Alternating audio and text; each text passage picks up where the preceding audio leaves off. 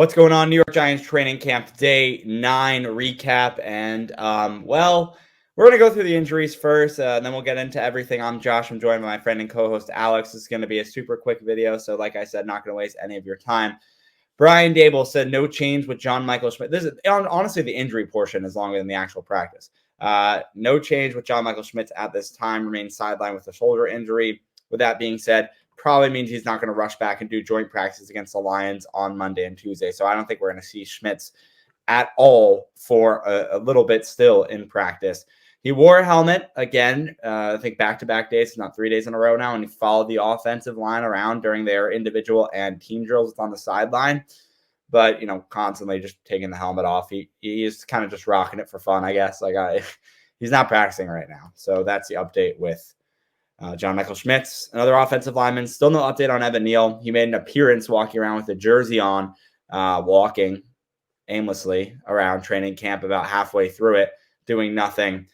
The Giants, I applaud the beat reporters today because in Brian Daboll's press conference, they pushed to get an answer on Evan Neal. And Brian Daboll said absolutely really nothing besides he's getting stronger, whatever that means. It doesn't matter because he's not even our starting right tackle anymore. That's Shemaine Orluminor's job. So when Neal comes back. Obviously, sure, someone good to have at a depth spot on the offensive line. But besides that, it's really not contributing much. We know how poor he's been in his time since drafted in the first round. All right, and then a few other updates, actually. Jack Stahl has a concussion, the Giants tight end. Bryce Ford-Wheaton with a knee injury. I think it's some sort of extended knee injury, something like that, knee extension. They both did not practice today. Stahl will be out for probably a week with that concussion, as that happened a couple of days ago. Josh Ezeudu had that big not a big deal because no one really noticed it until the cart drove him away from Friday's practice. That ended up being exhaustion, probably heat exhaustion. It was really hot and humid on Friday. So that was a scare. Luckily, he was back and practicing. And then Isaiah McKenzie and Darius Slayton, after having a couple of days of rest, were in.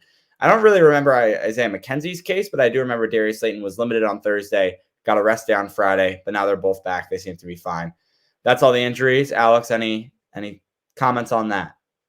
No comments on the injuries, really. Good to have a couple of these guys back. Obviously, a little frustrating with JMS and Neal, but hopefully we'll see those guys at some point during training camp before the season begins. And I'll just transition to practice here. It was a very light practice, as Josh alluded to earlier in the video. Greg Van Roten continued at center. Daniel Jones looked okay on the few, pass attempts he had. Maybe he had 6, maybe he had 7. Jason Pinnock had a tip pick off of Daniel Bellinger's hands. It was just all day walkthroughs, basically maybe an hour worth of just walkthrough time in team areas. So don't forget the half hour special teams. Yeah, very, very slow, very, very just a little tough to watch for fans. I felt very bad for fans who, maybe this is the only practice they can come to, right? Because it's weekend, right? They only had 2 weekend practices, 2 Sunday practices. People who work during the week, they can't come to those. So hopefully people went to the last Sunday one, which I believe was a lot more interesting instead of this one. There was one last Sunday. I remember Back Together Saturday. Did they have back-to-back? Maybe it was Back Together Saturday. It was one of the days. Yeah. So Back Together Saturday. Hopefully that was a better practice and people didn't choose to just come to this practice. But yeah, not a fun practice at all to watch as a spectator, and not even enjoyable for us who are kind of the, I guess, upper echelon of invested Giants fans. So I can imagine for the more casual fan, it was even less interesting. However, that is even possible. So I got the stat line from Bobby Skinner of Talking Giants. Jones went 9 for 11 today, Alex. More throws than we both could have thought. And 1 touchdown. That was a deep throw to Wan'Dale Robinson, I believe, which was a potential sack basically by Brian Burns. But yeah, important to mention, Brian Burns probably in his 11 snaps probably had 3 sacks, if they could actually tackle. So he did look good today. Did look very good coming off the line. And then the other one was a Jason Pinnock interception that I'll, throw in here in this video at some point. So that's what happened. And then that was literally halfway through practice. The second half was split between a half-hour special teams and half-hour of walkthroughs. That's it. We're done.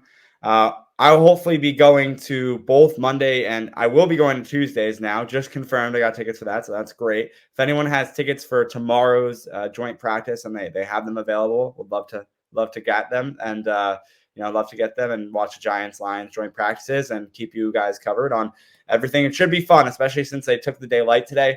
They should be going full throttle tomorrow.